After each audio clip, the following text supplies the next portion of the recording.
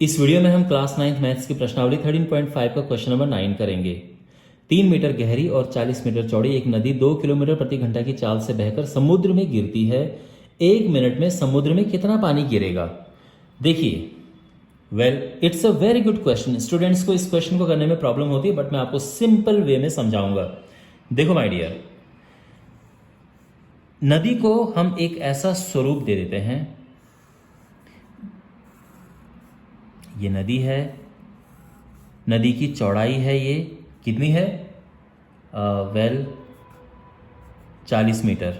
नदी की गहराई है 3 मीटर और ये नदी, तो आप ऐसा समझ लो कि नदी इस तरह से ऐसे आके समुद्र में गिर रही है। ओके, देखो आप भी जानते हैं कि नदी हर तरफ से ना एक जैसी चौड़ी होती है ना एक जैसी गहरी होती है, लेकिन क्वेश्चन में इस तरह से दिया गया है तो हम ऐसा एक आकार ले सकते हैं नदी का। अब सबसे इंपॉर्टेंट लाइन जो इसमें है वो है कि 2 किलोमीटर प्रति घंटा की चाल से, यानी 1 घंटे में 2 किलोमीटर नदी चली। नदी 1 घंटे में 2 किलोमीटर चली, तो मान लो कि यहां से यहां तक ये है 2 किलोमीटर।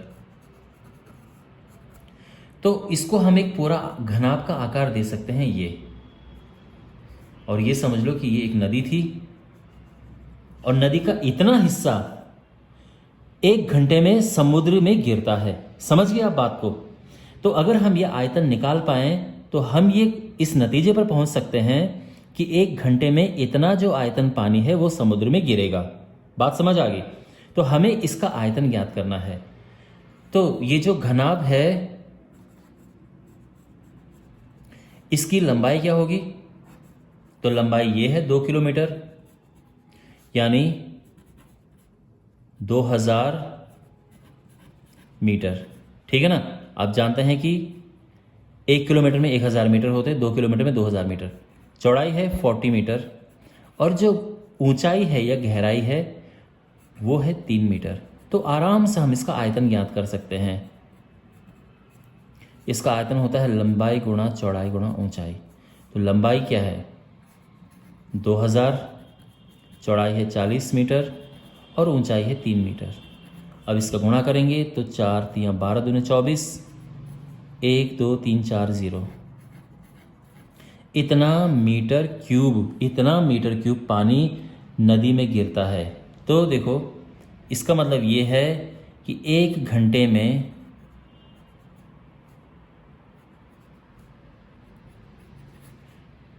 नदी का 1 घंटे में समुद्र में गिरने वाला पानी, 1 घंटे में समुद्र में कितना पानी गिरा नदी से, वो है इतना। क्लियर? ये लेकिन पूछा क्या है? 1 मिनट में। तो 1 घंटा होता है 60 मिनट। तो इसका मतलब ये है कि 1 घंटा यानी 60 मिनट इसमें समुद्र में गिरने वाला पानी यही होगा, क्योंकि 1 घंटा ही तो 60 मिनट होता है। लेकिन हमें तो 1 मिनट निकालना है, तो 1 मिनट में समुद्र में गिरने वाले पानी की मात्रा क्या होगी? बिल्कुल ईजिली आप समझ गए होंगे, 60 से भाग दे देंगे और ये कटा नहीं, ये नहीं कटेगा, ये कटेगा।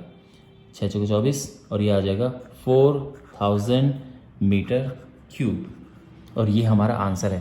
तो 1 मिनट में नदी का इतना पानी समुद्र में जाकर गिरता है। तो आई होप आपको ये सब समझ आ गया होगा। बहुत सिंपल है, आप बस ये ध्यान रखिए कि जब भी ये स्पीड है एक किस्म से, ठीक है, यहाँ पे ये इसकी नदी की स्पीड दी थी यानी चाल दी थी, वो थी 2 किलोमीटर प्रति घंटा।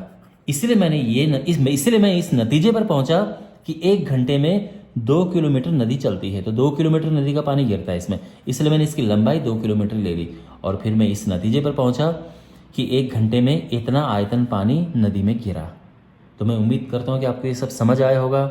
Thanks for watching. मिलते हैं अगले वीडियो में।